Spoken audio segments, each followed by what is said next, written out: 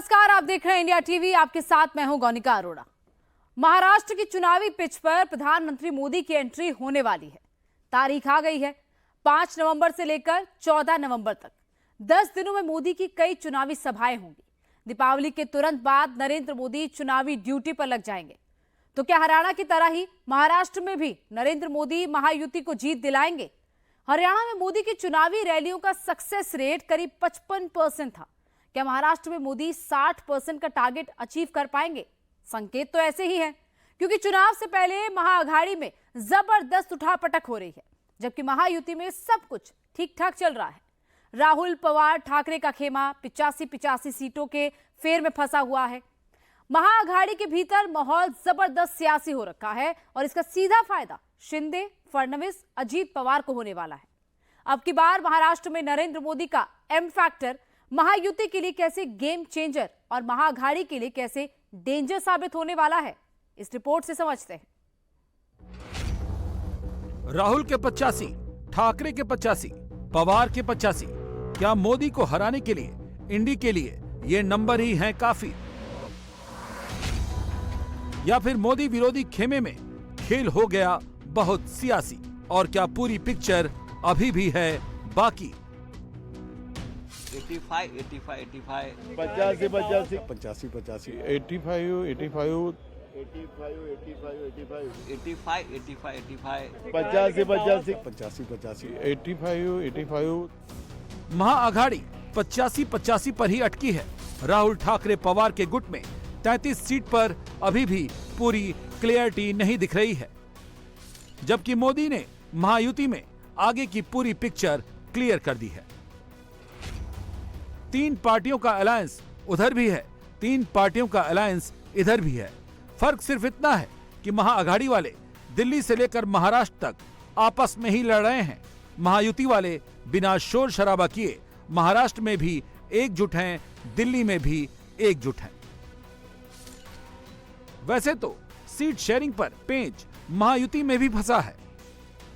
महाराष्ट्र की ऐसी करीब 23 सीटें हैं जहां महायुति में अंडरस्टैंडिंग नहीं बन पा रही थी, और उसी के बाद देवेंद्र फडणवीस, एकनाथ शिंदे, अजीत पवार को अमित शाह का फोन आ गया, दिल्ली बुलावा आ गया और सबने मिल बैठकर मामला सुलझा लिया। कोई शोर शराबा नहीं हुआ, कोई हंगामा नहीं हुआ, सब निपट गया। अमित शाह ने महायुति के एकनाथ शिंदे और अजीत पवार दोनों नेताओं को क्लियर कट मैसेज दिया। शाह का मैसेज नंबर 1 था, ध्यान रखना कि बागी खड़े ना हो।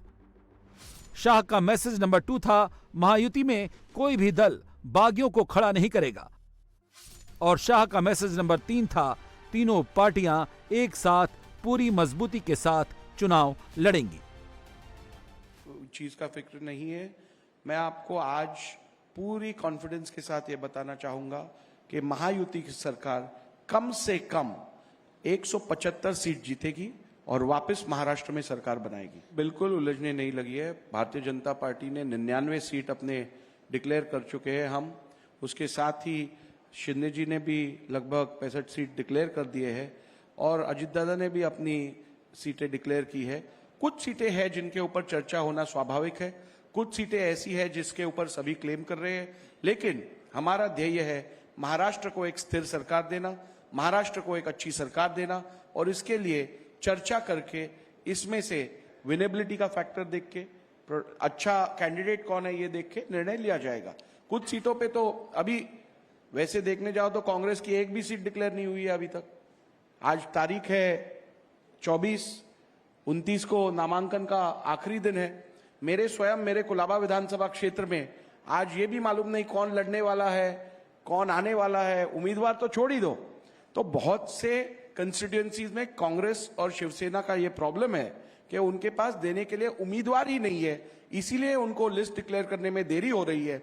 लेकिन भारतीय जनता पार्टी, शिवसेना और हमारे अजित दादा की राष्ट्रवादी कांग्रेस पार्टी, इनके पास अनेक विकल्प होने के कारण, अनेक चॉइस होने के कारण निर्णय लेने में कुछ सीट में देरी हो रही है। दिल्ली में महायुति की ऑल इंपॉर्टेंट बैठक भले ही अमित शाह की मौजूदगी में हुई हो, लेकिन पर्दे के पीछे इस मीटिंग के सूत्रधार प्रधानमंत्री नरेंद्र मोदी ही हैं, जो रूस से वापस भारत लौट चुके हैं और अब महाराष्ट्र वाले प्लान पर काम शुरू कर चुके हैं। महाराष्ट्र के पॉलिटिकल थ्रिलर में वैसे तो 2M यानी महायुति और महाअघाड़ी की फाइट है, लेकिन महायुति के साथ सबसे बड़ा M फैक्टर यानी मोदी फैक्टर है। और जब नरेंद्र मोदी महाराष्ट्र के चुनावी रण में उतरेंगे तो विरोधी टिक नहीं पाएंगे। ऐसा इसलिए भी है क्योंकि हरियाणा में चुनावी जीत के बाद मोदी का एक्स फैक्टर लौट आया है। प्रधानमंत्री फिर से अपने पुराने रंग रूप में, पुराने तेवर में नजर आने लगे हैं और वोटर्स को मोदी का यही अंदाज बेहद पसंद आता है। 24 के लोकसभा चुनाव में महाराष्ट्र के 52% वोटर्स का सबसे बड़ा मुद्दा भी यही था कि नरेंद्र मोदी को फिर से पीएम बनाना है। महाराष्ट्र के वोटर्स उसमें कामयाब हो गए और अब 24 के महाराष्ट्र विधानसभा में भी मोदी का चेहरा ही महाराष्ट्र में महायुति के लिए गेम चेंजर साबित होगा।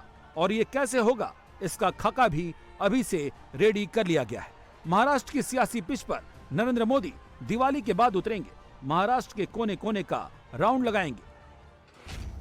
बीजेपी ने जो प्लान बनाया है उसके मुताबिक नरेंद्र मोदी की लगभग 8 दिनों तक महाराष्ट्र में कई चुनावी सभाएं होंगी।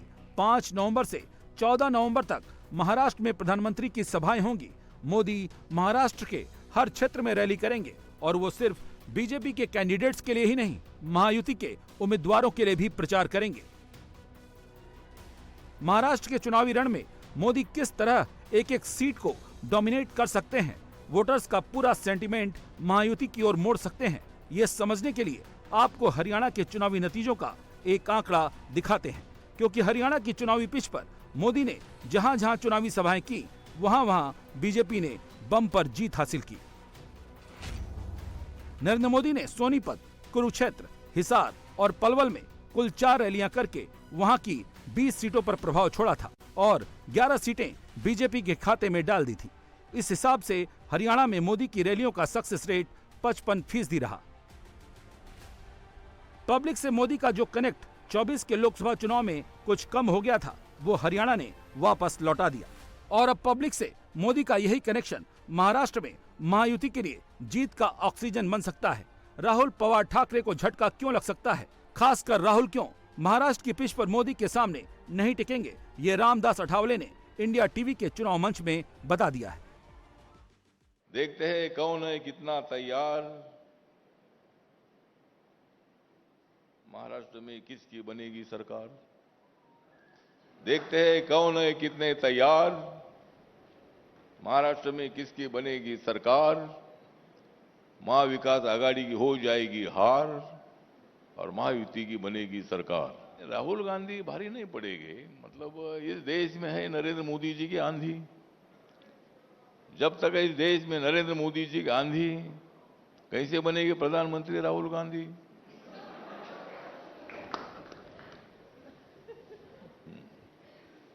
और जो महाविकास आघाड़ी की है तैयारी, नहीं, महाविकास आघाड़ी है, हर एक पार्टी को सत्ता में आने का पूरा अधिकार है। महाविकास आघाड़ी की भी कोशिश है। माननीय शरद पवार साहब बड़े खिलाड़ी है, लेकिन हम लोग भी कोई कच्चे खिलाड़ी नहीं है। और नरेंद्र मोदी जी का विजन है देश को बहुत ऊंचाई तक पहुंचाने का है। इसलिए राहुल गांधी जी ने इतनी जल्दबाजी नहीं करनी चाहिए। कितनी भी जल्दबाजी करेंगे तो उनको जल्दी प्रधानमंत्री बनने का मौका नहीं मिलने वाला है। तो इसीलिए जब तक हम लोग एक साथ हैं, हमारी एनडीए स्ट्रांग है, तब तक उनको ये संभव नहीं है। इसलिए आप सदन में कहते हैं कि मैं उधर आकर क्या करूं। हाँ, तो मैं तो बोलता हूँ भाई मैं उधर जाकर क्या करूं, मतलब उधर जाना है, मतलब भूखा मरना है, उधर जाकर के क्या करूंगा। मतलब मैं अभी मुझे मालूम है कि भाई हवा तो नरेंद्र मोदी जी की है, तो मुझे पॉलिटिकल हवा का रुख मालूम होता है कि भाई कब कौन सा निर्णय लेना चाहिए। और जब तक नरेंद्र मोदी जी हवा है तब तक मैं इधर हूं। महायुति में सब कुछ सॉर्टेड नजर आ रहा है, लेकिन दूसरी तरफ महाअघाड़ी में अभी भी जबरदस्त कंफ्यूजन फैला है। सीट शेयरिंग की टेंशन के बीच ही महाअघाड़ी के कैंडिडेट्स ने नॉमिनेशन भरना भी शुरू कर दिया है।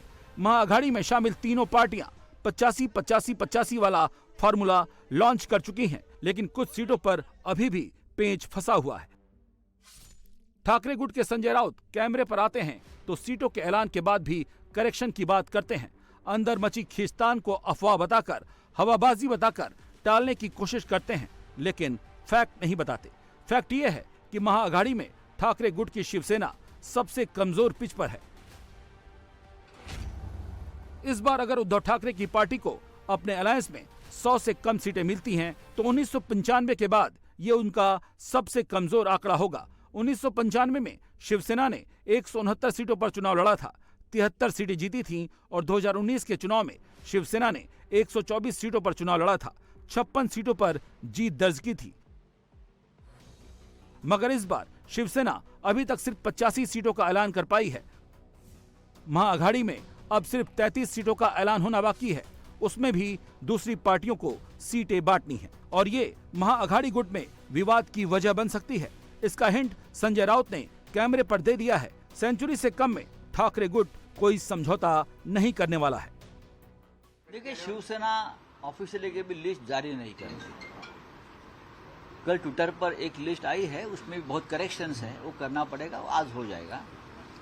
लेकिन तीन पार्टी के लगभग 85 जो क्षेत्र है उस बारे में हमारा एक मत हुआ है और बाकी के जो बचे हैं विधानसभा, उसके ऊपर अब शाम तक पूरा निर्णय हो जाएगा। हमारे कोई छोटे छोटे दल है, हमारे मित्र हैं, उनको भी सीटें देनी पड़ेगी, उस बारे में भी चर्चा हो रही है। लेकिन ऐसी अफवाहें उड़ती रहती है, ये हवाबाजी पतंगबाजी चलती रहती है। जरूर कल हम पवार साहब के सामने बैठे थे, पवार साहब ने हमें गाइड किया, उद्धव ठाकरे साहब ने भी फोन पर गाइड किया और हमें चाहते हैं कि किसी भी रोक टोक के बिना ये चुनाव हो जाए, हमारी जो एकता है वो लोगों के सामने आए।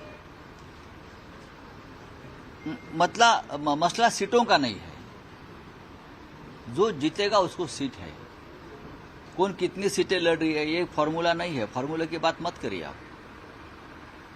और हो जाएगा शाम तक, वो हमारा निकष हमारे पास रहेगा ना, हम कर लेंगे। हमें मालूम है, हमें 50 साल से चुनाव लड़ रहे हैं हम लोग, उनको पता है।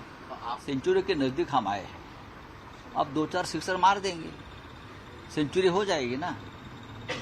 85 तक पहुंच गए ना, और अभी तक खेल रुका नहीं है, मैच खत्म नहीं हुए और एक दिन है मैच का, तो जो बचे हुए रन्स है वो निकाल देंगे हम। संजय राउत के बयान से ये तो क्लियर है, महाअघाड़ी में सीटों को लेकर तल्खी तो दिख रही है। 85-85 वाले फार्मूले का ऐलान भले ही हो गया है, बाकी बची सीटों का ऐलान होने की बात भले ही कही जा रही हो, लेकिन रातों रात मोदी विरोधी गुट में क्या हो जाए कहा नहीं जा सकता। संकेत अभी से मिलने लगे हैं, क्योंकि अभी तक ये क्लियर नहीं है कि महाअघाड़ी बाकी बची सीटों का ऐलान कब करेगी। देखो, पहले हमारे को सरकार लाना हमारा दायित्व है और फिर उसके बाद हमारे हाईकमांड उसमें डिसीजन लेंगे। महाराष्ट्र बचाना हमारा दायित्व बनता है और महाराष्ट्र बचेगा तो ही बाद में सरकार। स्टेटस क्या है अभी 50 से 85 कल किया हमने और अब आज शाम तक, नहीं तो कल हमारा सीट डिक्लेरेशन हो जाएगा। संजय राउत कैमरे पर आकर कुछ और कहते हैं, नाना पटोले कोई और ही स्क्रिप्ट पढ़ते हैं, और जब आदित्य ठाकरे कैमरे पर आते हैं तो इशारों में बताते हैं कि महाअघाड़ी में बड़ा भाई छोटा भाई की लड़ाई नहीं है, लड़ाई तो इस बात की है कि कौन कितनी ज्यादा सीटें जीत सकता है। यानी आदित्य ठाकरे ये तो मान रहे हैं कि चुनाव से ठीक पहले उनके खेमे में ऑल इज वेल नहीं है। जब सीट शेयरिंग की बातें होती है, 2 पार्टीज में बातें होती है, इसमें तो 3 हैं और अन्य सारे दोस्त भी है, खींचातानी होती भी है और होनी भी जरूरी होती है। जो तल्खी आई है वो हरियाणा चुनाव के जो रिजल्ट्स आए उसके बाद से तल्खी ज्यादा देखने को मिल रही है। जिस तरीके से एग्रेसिव आप लोग हुए, संजय राउत जिस तरीके से बयान दे रहे थे, वो हरियाणा चुनाव के रिजल्ट्स के बाद आए। उन्होंने कहा कि राष्ट्रीय पार्टी यहाँ क्षेत्रीय दलों के बिना चल नहीं सकती और कांग्रेस ओवर कॉन्फिडेंस में न रहे। तो हरियाणा चुनाव के रिजल्ट के बाद कुछ बदला है महाविकास नहीं, अघाड़ी में? मैंने एक्चुअली टीवी नहीं देखा तब उनके स्टेटमेंट्स के दौरान, और उन मीटिंग में मैं बैठता नहीं, तो जितना भी आप मुझसे वो बयान लेना चाहते हैं मैं तो वेल लेफ्ट ही करना चाहता हूँ। उनके बयान तो रोज हेडलाइन बनते हैं। बिल्कुल, और उसी ताकत के वो जो संजय राउत जो बोलते हैं, ऑब्वियसली वो पार्टी के सीनियर लीडर हैं, एमपी हैं, तो वो पार्टी के ही शब्द हैं। देखिए, मैं वापस एक बार कहना चाहता हूँ कि सीट शेयरिंग का जो मामला है, खींचातानी होती है, अंत तक होते रहेगी। हमने कल अपनी पहली जो लिस्ट है वो जारी कर दी है। उम्मीद ऐसे है कि कांग्रेस और राष्ट्रवादी कांग्रेस भी जारी कर दे, क्योंकि जल्द से जल्द जो हमारे उम्मीदवार है वो नामांकन भर आप यहाँ भी वही बड़ा भाई छोटा भाई की लड़ाई है क्या? मैं तो उस लेवल में भी नहीं हूं, मैं तो यंग हूं उससे। नहीं, देखिए इसमें कोई बड़ा भाई छोटा भाई की कोई लड़ाई नहीं है। यही है कि ज्यादा से ज्यादा सीट कौन जीत सकता है और सरकार बनाने में किसकी मदद हो सकती है। सोचिए, जिस वक्त महाअघाड़ी में जबरदस्त तूतू मैं हो रही है, उस वक्त महायुति में सीट शेयरिंग को लेकर जारी थोड़े बहुत मनमुटाव को एक दूसरे की बात सुनकर सोच समझकर हल किया जा रहा है। सूत्रों के मुताबिक दिल्ली में अमित शाह के घर हुई बैठक में अजीत पवार गुट की एनसीपी और बीजेपी के बीच कुछ सीटों को लेकर मुद्दा सुलझ गया है। सूत्रों के मुताबिक बीजेपी अपने कोटे की कुछ सीटें एनसीपी के लिए छोड़ सकती है। इसके साथ साथ एकनाथ शिंदे की शिवसेना भी एनसीपी के लिए कुछ सीटें छोड़ सकती है। यानी एक तरफ महायुति है जो तमाम मुद्दों को सुलझाकर चुनाव जीतने के लिए रेडी हो चुकी है, दूसरी तरफ महाअघाड़ी है जो आपस में ही झगड़ रही है। महाअघाड़ी की कोई भी बड़ी पार्टी एक दूसरे के लिए सीटें सैक्रिफाइस करने के लिए रेडी तक नहीं है और अब तो ठाकरे गुट की शिवसेना ने सीधा टारगेट कांग्रेस पार्टी को करना शुरू कर दिया है। इशारों में कह दिया है महाराष्ट्र में कांग्रेस अपने दम पर बीजेपी का कुछ नहीं बिगाड़ पाएगी। अगर आप कोई भी स्टेटिस्टिक्स पिकअप करेंगे, मध्य प्रदेश रहा, छत्तीसगढ़ रहा, राजस्थान रहा और यहाँ पर अभी हरियाणा रहा, तो वहाँ पर मैंने बस ये कहा कि उनको सेल्फ एनालिसिस करना होगा। ऑफ कोर्स इम्पोर्टेंट है, मैं कुछ जंप द गन नहीं करना चाह रही थी, उस समय नतीजे आ ही रहे थे, तो मैंने कहा कहीं ना कहीं उनको आत्मचिंतन करना पड़ेगा कि अगर एक डायरेक्ट फाइट होती है तो क्या ऐसी कमी है जहाँ पे कुछ कमजोरी की वजह से आप लोग वो पड़ाव नहीं पार कर पाते हैं। लेकिन जयवीर रमेश जी आपको याद दिला रहे थे कि महाराष्ट्र में उनका स्ट्राइक रेट आपसे बेहतर रहा था। नहीं ठीक है, याद दिलाएं, मुझे कोई उससे दिक्कत नहीं है, सत्यता है स्ट्राइक रेट रहा है। पर स्ट्राइक रेट आप अगर रीड कर रहे हैं तो स्ट्राइक रेट क्यों रहा है, महाविकास अघाड़ी के लिए रहा है। तो वो मैं इसमें देखिए मैं किंतु परंतु नहीं करूंगी, ना मैं किसी को एक्सप्लेनेशन देने वाली हूँ। अगर सत्यता और फैक्ट के अनुसार मैंने कुछ कहा है, उससे अगर कोई दिक्कत है तो I don't know what to say, but I am very certain उन्होंने आत्मचिंतन किया है। हमारी बहुत अच्छी यहाँ पे बातें चल रही हैं और बातों के अनुसार हमारे नतीजे भी निकलेंगे, क्योंकि यहाँ पे शरद पवार जी और उद्धव साहब जी के नेतृत्व में काम 15 सीटों पर अभी भी बात अटकी है ना, 15 सीटों पर, और उसमें उद्धव की और मुंबई की कुछ सीटें हैं। आपको लगता है कि कांग्रेस को कॉम्प्रोमाइज कर लेना चाहिए, सत्यता जान लेनी चाहिए, क्या है जमीनी? नहीं देखिए वो अब क्योंकि वो तो बोल रहे कि अभी उनका जो वोट बैंक खिसका था उनके पास आ गया है। नहीं देखिए जो भी होगा, मैंने जैसे कहा एक ऐसे माहौल में हो रहा है जब बेबाकी से एक दूसरे से चर्चा हो रही है, निष्कर्ष निकल रहा है, हो सकता है डिसेंट हो पर डिसीजन जरूर होगा। महाअघाड़ी में जारी उठापटक के बीच एनसीपी शरद पवार ने अपनी पहली लिस्ट जारी कर दी है। 44 उम्मीदवारों के नाम का ऐलान कर दिया है। अब कांग्रेस और ठाकरे गुट की शिवसेना पर प्रेशर बढ़ चुका है, क्योंकि कुछ सीटों को लेकर मामला अभी भी फंसा हुआ है। इसलिए महाअघाड़ी की पॉलिटिकल पिक्चर में अभी भी सब कुछ क्लियर नहीं है। अंदर ही अंदर बहुत उठापटक चल रही है। वो बात दूसरी है कि कैमरे पर सब एक ही बात कह रहे हैं कि महाअघाड़ी में सब कुछ ठीक ठाक है, मगर ऐसा है नहीं। कल से हमारी साथी दलों की जो लिस्ट है वो भी जारी होने लगी है और 1-2 दिन के अंदर तीनों सभी पार्टियों के उम्मीदवार घोषित हो जाएंगे। इसी पर मैं आ रही थी, अगर ऐसा नहीं है, अगर अहंकार नहीं है या बड़ी पार्टी बनने का कोई गुमान कांग्रेस को महाराष्ट्र में नहीं है, तो इतने दिन से बात कहां पर फंसी हुई थी और कहां पर फंसी हुई है? ठाकरे सेना के लिए बड़ा दिल क्यों नहीं दिखाया कांग्रेस ने? देखिए, जहां पर कोलिशन की राजनीति होती है, बहुत सारे दल होते हैं, सभी दलों को ये अपेक्षा रहती है, सभी नेताओं पर अपने कार्यकर्ताओं का दबाव होता है कि हमारी पार्टी ज्यादा से ज्यादा सीटों पर चुनाव लड़े। हर पार्टी ज्यादा से ज्यादा चुनाव लड़ने की कोशिश करती है। तब सीट शेयरिंग की जब चर्चा होती है तो ए सीट हमें चाहिए, बी सीट तुम्हें चाहिए, इस तरह से बातें होती हैं और इसको मिलाकर कहीं ना कहीं थोड़ा समय जरूर लगता है। लेकिन अभी बहुत समय है, हम समय के पहले ही निर्णय कर चुके हैं और हमें लगता है कि महाराष्ट्र में महाविकास अघाड़ी पूरी मजबूती के साथ मिलकर चुनाव लड़ेगी। महाराष्ट्र में सियासी पिच पर ट्रिपल एम यानी मोदी, महायुति और महाअघाड़ी ही नहीं है, एक और एम है जो सबसे बड़ा फैक्टर है और वो है महाराष्ट्र का मुसलमान। इस वोट को अपने पाले में करने की रेस में बैरिस्टर ओवैसी की AIMIM भी है, महाअघाड़ी की कांग्रेस, ठाकरे गुट की शिवसेना, शरद पवार की एनसीपी भी है और इसके पीछे 2024 के लोकसभा चुनाव का डेटा बहुत बड़ा फैक्टर है। 24 के लोकसभा चुनाव में कांग्रेस को 38% मुसलमानों ने वोट दिया। इंडी अलायंस को टोटल 42% मुसलमानों का वोट मिला। 2019 के मुकाबले कांग्रेस को 5% ज्यादा और इंडी अलायंस को 23% ज्यादा मुस्लिम वोट मिले।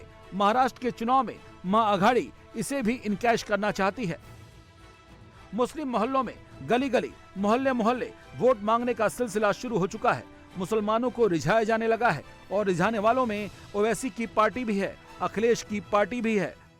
भाईजान की भीड़ सियासी तौर पर महायुति के खिलाफ भड़काने वाला प्रयोग जबरदस्त तरीके से शुरू हो चुका है। रही बात अखिलेश की सपा की, तो उसने तो महाअघाड़ी के खिलाफ ही महाराष्ट्र में मोर्चा खोल रखा है। सब कुछ खुल्लम खुल्ला किया जा रहा है, बोला जा रहा है। एक बात बताइए, नितेश राणे कहते हैं कि मस्जिद में घुसकर मारेंगे, वारिस पठान कहते हैं कि 2 टांगों पर आएंगे, स्ट्रेचर पे भेज दूंगा, आप कहते हैं कि नानी याद दिला दूंगा, 32 दिखा दूंगा। एक्शन क्या रिएक्शन नहीं होता क्या मैडम जी? तो एक्शन कैसे है? जब गुजरात में वाकया हुआ था, ट्रेन जली थी, तो कहा था नरेंद्र मोदी साहब ने कि जो फसाद हो रहा है ये एक्शन के रिएक्शन है। जब मुंबई के अंदर फसाद हुआ था 92-93 के अंदर, तो राधाबाई चाल में कहा गया था कि मुसलमानों ने राधाबाई चाल को बंद करके लोगों को जला दिया, लेकिन जब श्री कृष्णा की रिपोर्ट आई तो कहा नहीं, ये मुसलमानों को लेना देना नहीं, ये तो बिल्डर का है। तो ठाकरे साहब ने कहा था ये एक्शन का रिएक्शन है और पूरा मुंबई जला था। एक्शन का सुनिए, एक्शन का रिएक्शन मैं नहीं कह रहा हूं, बड़े बड़े नेताओं ने यही कहा एक्शन का रिएक्शन, और दुनिया में यही होता है। अगर मैं आपको कभी गाली दूं, मारूं, झाड़, तो आप मुझे छोड़ देंगे क्या? अगर आपकी ताकत है तो आप मुझे मारेंगे? एक्शन का रिएक्शन होता है। कुछ लोग हाथ से कर लेते हैं, ताकत से करते हैं, कुछ जबान से कर लेते हैं। तो आप जबान से डराएंगे और ताकत से भी डराएंगे। एक्शन का रिएक्शन होता है, ठहरे हुए पानी में पत्थर मारोगे तो लहरें टकरा के जाके दीवार से टकराएंगे मैडम। एक्शन का रिएक्शन हमेशा होता है। जब इकट्ठा हो गए सब ना, तो 240 पे आ गए। वही महाराष्ट्र में भी होना चाहिए। एक बात बताइए कि क्या यहाँ पर एमवीए में समाजवादी पार्टी को तरजीह नहीं दी जा रही है? आप लोगों की बातें नहीं सुनी जा रही हैं? नहीं, अभी तो उनकी 3 की मीटिंग चल रही है ना, वो बड़ी पार्टी है। देखिए सुनिए, यूपी में मैं देने वाला था, वहां तरजीह नहीं थी, मेरी तरजीह थी। यहां मैं लेने वाला हूं, तो मैं लाइन में खड़ा हूं। अभी 3 पार्टियों की मीटिंग हो रही है, कांग्रेस की, राष्ट्रवादी शरद पवार साहब की, और हमारे उद्धव ठाकरे साहब की शिवसेना की मीटिंग हो रही है, बंटवारा हो रहा है। मगर मैं इसमें भी मुझे मजा नहीं आ रहा है। मेरा तो कहना है कि 15 दिन पहले, इलेक्शन के 15 दिन पहले सीटों का बंटवारा कर लो। कम सीटें मिले मान जाओ, देश बड़ा है, पार्टी बड़ी नहीं है। यूपी उपचुनाव की पॉलिटिक्स बहुत इंटरेस्टिंग हो गई है। कांग्रेस ने सारी सीट से अपना हाथ पीछे कर लिया, साइकिल को धक्का लगाएगी। दावा यह है कि बूथ बूथ पर एंटी बीजेपी वोट डलवाएगी। कांग्रेस का यूपी में कितना वजूद है? क्या कांग्रेस के धक्के से अखिलेश की साइकिल 9 सीट पर दौड़ जाएगी? अंदर खाने की खबर यह है कि लोकल लीडरशिप को साइड करके यह फैसला राहुल गांधी ने खुद लिया है। राहुल ने जो सोचा उसका फायदा कांग्रेस से ज्यादा योगी को होगा। 9 की 9 सीटों पर बीजेपी को इसका क्या डायरेक्ट एडवांटेज होगा? बीजेपी ने जो लिस्ट जारी की उसमें एक सीट पर कांग्रेस के पीछे हटने से वोट की शिफ्टिंग किस तरह होगी? यूपी की राजनीति को माइक्रो लेवल पर समझने के लिए ये रिपोर्ट जरूर देखिए। यूपी में हार से राहुल डर गए क्या, इसलिए साइकिल से उतर गए? रणनीति या मजबूरी, इसलिए उपचुनाव में क्या राहुल ने बनाई दूरी? बाबा का नहीं कोई तोड़, क्या इसलिए राहुल ने मैदान दिया छोड़? 27 बहुत दूर, 24 में जंग भरपूर, टक्कर टाइट, 9 पर जबरदस्त फाइट। बाबा का नहले पर दहला, 24 का 24 में ही लेंगे बदला।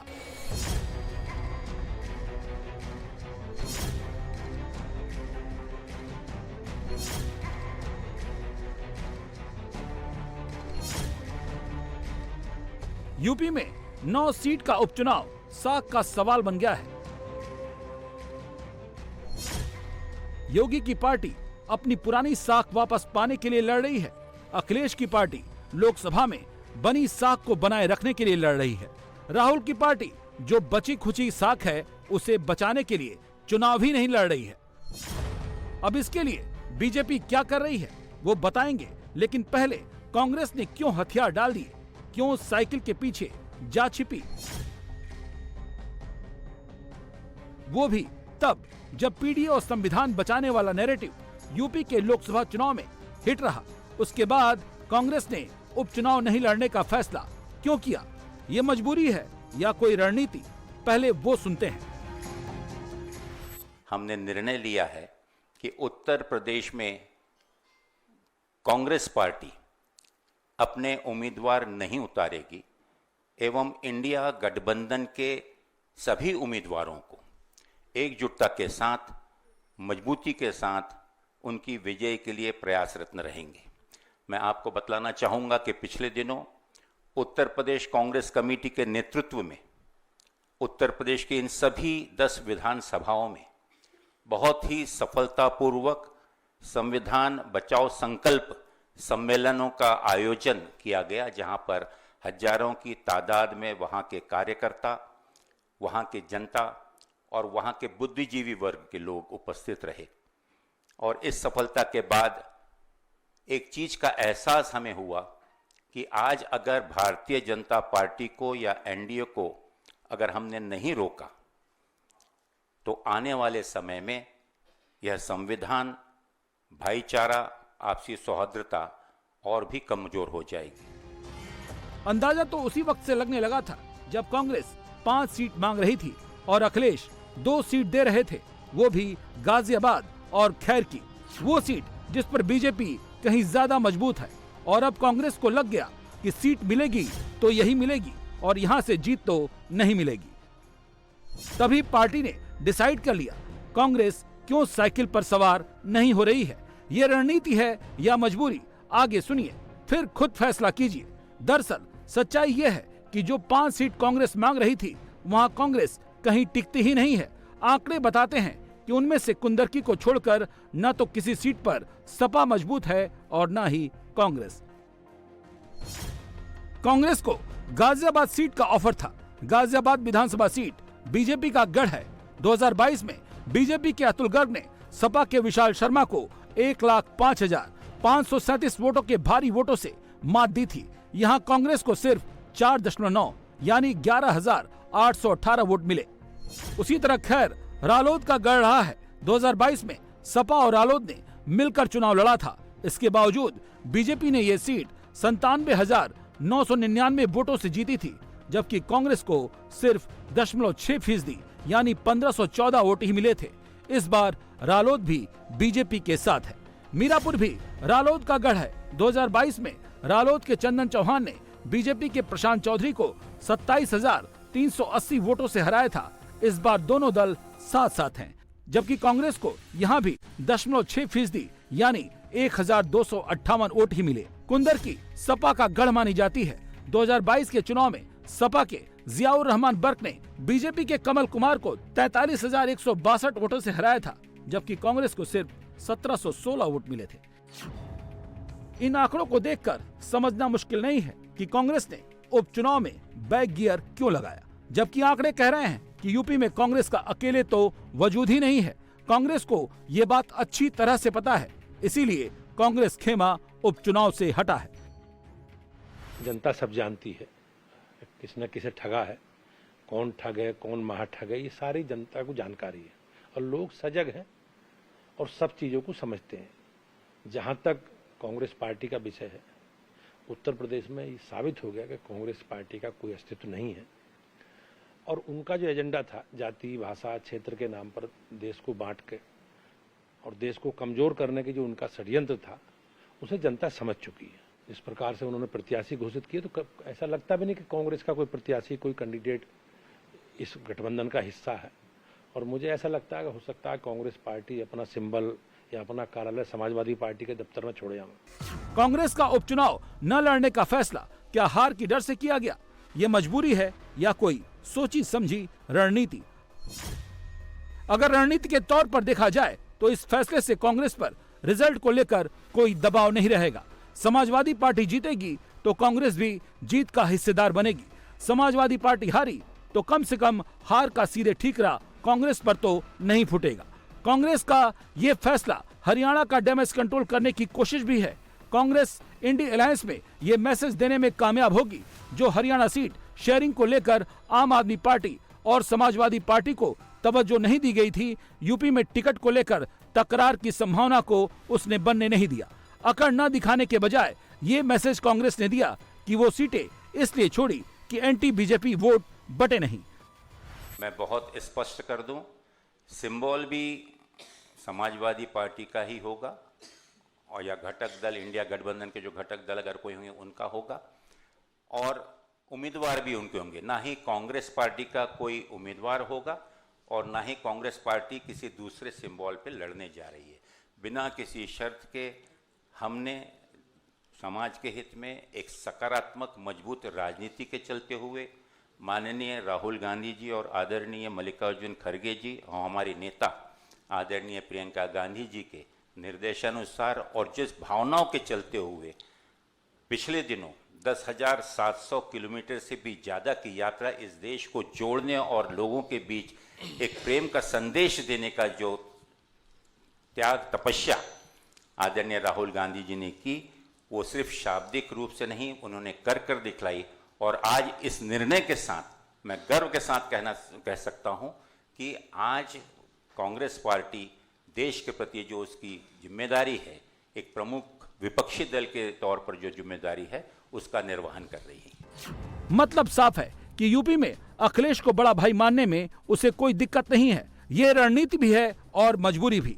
यही नहीं, कांग्रेस के चुनाव न लड़ने के फैसले ने यूपी में भविष्य की सियासत में बने रहने की संभावना को भी खोल दिया है। वो कैसे, वो भी समझ लेते हैं। कांग्रेस अगर 2 सीट गाजियाबाद सदर और खैर से चुनाव लड़ती तो कहा जा रहा है कि दोनों उसके लिए बहुत टफ सीट है, जहां कांग्रेस का जीतना लगभग नामुमकिन है। अगर ऐसा होता तो लोकसभा चुनाव में मिला जीत का टेम्परामेंट डाउन हो जाता, कार्यकर्ताओं के मनोबल पर असर पड़ता। कांग्रेस ने यहां सीट छोड़कर बलिदानी वाली इमेज पेश की है, जिसका फायदा वो 2027 के यूपी चुनाव में सीट शेयरिंग में ले सकती है। कांग्रेस का फोकस राज्य से ज्यादा नेशनल पॉलिटिक्स पर है। नेशनल पॉलिटिक्स के हिसाब से यूपी एक अहम सूबा है और इस सूबे में कांग्रेस के लिए सपा का साथ जरूरी है, क्योंकि 2022 के यूपी चुनाव में अकेले ही मैदान में उतरी कांग्रेस को सिर्फ 2 सीटें ही मिली थीं और अभी लोकसभा चुनाव में सपा के साथ गठबंधन कर उसे 7 सीटें मिली। जो आज समाज और संविधान दोनों को ठग रहे हैं, वह किस मुंह से इस भाषा का प्रयोग कर रहे हैं। इंडिया गठबंधन के सभी साथी साथ हैं और सबका मान अखिलेश यादव जी रखने की बखूबी जानते हैं। वो सबका सम्मान कर रहे हैं। कांग्रेस सहमत है, जैसा हरियाणा में आप लोगों ने देखा समाजवादी पार्टी सहमत थी, तो यूपी में कांग्रेस सहमत होगी। मतलब ये कि कांग्रेस का फार्मूला हर तरह से उसकी सियासत पर सेट हो रहा है। कांग्रेस किसी भी तरह से ऐसा कुछ नहीं करना चाहती जिसका असर इंडी अलायंस के भविष्य की सियासत पर पड़े। 2027 के चुनाव में अभी 3 साल हैं और ये बात सच है कि सियासत में कोई किसी का सगा नहीं होता। समीकरण बनते बिगड़ते रहते हैं, लेकिन अखिलेश यादव ने अपनी शर्तों पर, अपने सिंबल पर लड़ाने की बात कहकर राहुल गांधी को झुकाकर ये बात तो साबित कर दी है कि यूपी में इंडी गठबंधन के बड़े भाई वही हैं। अखिलेश राहुल में क्या चल रहा है, वो सारी बातें सामने आ गई हैं, लेकिन योगी मोदी की टीम अभी से एज लेने के मूड में आ गई है। कांग्रेस को सीट नहीं मिली, कांग्रेस ने सीट छोड़ दी। बीजेपी ने इस पर दोनों की मौज ले ली। यूपी बीजेपी के ट्वीट का मजमून बता रहा है कि कांग्रेस के चुनाव न लड़ने के फैसले पर सबसे ज्यादा मजा बीजेपी को आ रहा है। योगी और योगी की पार्टी के लिए 9 सीट का उपचुनाव साख का चुनाव बना हुआ है। बीजेपी लोकसभा चुनाव का बदला 9 की 9 सीट जीत कर लेना चाहती है। अगर वो ऐसा करती है तो ये मोमेंटम 27 के चुनाव तक बना रहेगा, जो अखिलेश के सत्ताधीश के सपने को तोड़ने के लिए बहुत जरूरी रहेगा। इसीलिए इस बार योगी की पार्टी ने एक-एक सीट, एक-एक चेहरे को सोशल इंजीनियरिंग और ग्राउंड पॉलिटिक्स की कसौटी पर कस कर परखा है। यूपी में 9 सीटों पर उपचुनाव के लिए योगी की पार्टी और गठबंधन ने जो लिस्ट जारी की है, उसमें सीसामऊ से सुरेश अवस्थी, गाजियाबाद से संजीव शर्मा, कुंदरकी से रामवीर सिंह ठाकुर, करहल से अनुजेश यादव, फूलपुर से दीपक पटेल, कटहरी से धर्मराज निषाद, मझवा से सुचिस्मिता मौर्य और खैर सुरक्षित सीट से सुरेंद्र दिलेर को बीजेपी ने टिकट दिया है, जबकि आरएलडी ने मीरापुर सीट से मिथिलेश पाल को उतारा है। बीजेपी ने समाजवादी पार्टी की जीती हुई सीट पर अटैकिंग स्ट्रेटजी बनाई है। करहल से अनुजेश यादव को उतारने के पीछे बीजेपी की रणनीति यादव खानदान की सियासी जमीन को हिलाने की है। कैसे, आगे सुनेंगे तो समझ पाएंगे। दरअसल अनुजेश यादव अखिलेश यादव के चचेरे जीजा हैं। अखिलेश यादव के चचेरे भाई धर्मेंद्र यादव के सगे जीजा मुलायम सिंह यादव के भाई के दामाद करहल में बीजेपी ने अनुजेश यादव को टिकट दिया है। अनुजेश यादव यादव परिवार की खानदानी सीट से तेज प्रताप यादव के खिलाफ चुनाव लड़ेंगे। करहल सीट की यादव परिवार में क्या अहमियत है, इसी से समझ लीजिए। तेज प्रताप यादव जब नामांकन भरने गए तो पूरी यादव फैमिली उनके पीछे खड़ी थी। अब इसी सीट पर बीजेपी ने अनुजेश यादव को उतारकर सीधे यादव परिवार को चैलेंज दे दिया है। दरअसल अनुजेश यादव का रिश्ता यादव खानदान से बेहद नाजुक रिश्ता है। मुलायम सिंह यादव 4 भाई थे। मुलायम, अभयराम यादव, रत्न सिंह यादव, राजपाल सिंह यादव, सबसे छोटे भाई शिवपाल सिंह यादव, राम गोपाल यादव मुलायम के चचेरे भाई हैं। मुलायम सिंह यादव के बेटे अखिलेश यादव हैं। अखिलेश की पत्नी डिम्पल यादव मुलायम सिंह यादव के सबसे बड़े भाई अभयराम यादव हैं। अभयराम यादव के 2 बेटे धर्मेंद्र यादव, अनुराग यादव और 2 बेटी संध्या यादव और शीला यादव हैं। अनुजेश यादव संध्या यादव के पति हैं। मुलायम सिंह के दूसरे बड़े भाई रत्न सिंह यादव हैं, जिनके बेटे रणवीर सिंह यादव हैं। उनके बेटे हैं करहल से उम्मीदवार तेज प्रताप यादव। अब अभयराम यादव के दामाद और रत्न सिंह यादव के पौत्र के बीच मुकाबला है। समाजवादी पार्टी के साथ जो लगाव जुड़ाव यहाँ के लोगों का है, नेताजी के साथ जो तमाम सारे लोगों ने काम किया, और हमें पूरा विश्वास है कि इस चुनाव में भी समाजवादी पार्टी को जन समर्थन होगा। अब भाजपा से चाहे कोई प्रत्याशी आते हो तो खूब आ गए प्रत्याशी के रूप में, लेकिन कहीं कोई असर पड़ने वाला नहीं है। और बहुत बड़े अंतर से आप देखेंगे जब 23 तारीख को वोट खुलेंगे तो समाजवादी पार्टी बड़े अंतर से चुनाव जीत कर आएगी। जब तक बीजेपी ने करहल से कैंडिडेट का ऐलान नहीं किया था, तब तक सपा इसे अजेय मान रही थी। लेकिन अखिलेश यादव ने अपने भतीजे और लालू यादव के दामाद को उतार दिया है और बीजेपी ने उनके सामने अनुजेश को उतारकर लड़ाई को दिलचस्प बना दिया है। क्योंकि बीजेपी के लिए करहल की लड़ाई कोई नई नहीं है और अखिलेश के लिए ये चुनौती क्यों है, क्योंकि 2002 विधानसभा चुनाव में बीजेपी इसी सीट से सपा को हरा चुकी है। निश्चित रूप से बीजेपी जीतेगी और अनुजेश जी के बारे में वो हमारे साथ लंबे समय से हैं, हमारी पार्टी से जुड़े हैं, जिला पंचायत के अध्यक्ष भी रहे। तो निश्चित रूप से भारतीय जनता पार्टी में कार्यकर्ताओं को अवसर मिलता है और उस अवसर का लाभ हम सब लोग उठा रहे हैं। कहा तो ये जा रहा है कि योगी की पार्टी ने अनुजेश यादव के जरिए सीधे यादव परिवार की सियासी वजूद पर अटैक किया है। अनुजेश यादव भले ही रिश्ते में यादव परिवार के दामाद हैं, लेकिन सियासी रंजिश अनुजेश यादव की मां के वक्त से चली आ रही है। जब मुलायम सिंह यादव ने अनुजेश यादव की मां को टिकट नहीं दिया था, 2012 यूपी विधानसभा चुनाव में उर्मिला यादव करहल से लड़ना चाहती थी, लेकिन मुलायम सिंह यादव ने सोवरन यादव को टिकट दे दिया।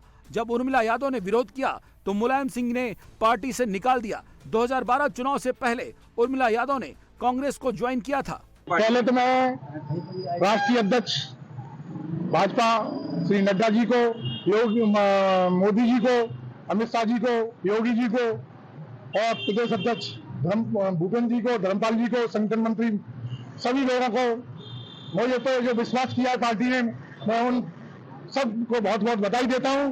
मैं पार्टी के साथ निष्ठा से लगा था, भाजपा ने मुझ पर विश्वास किया, मैं भाजपा बहुत मेरे परिवार में यहाँ से मम्मी विधायक रही है, मेरे परिवार भी और भी यहाँ से विधायक रहे हैं। जनता मेरे ऊपर बहुत विश्वास करती है। मैंने निष्ठा से जनता के साथ नीचे गरीब लोगों के साथ रहकर मैंने काम किया।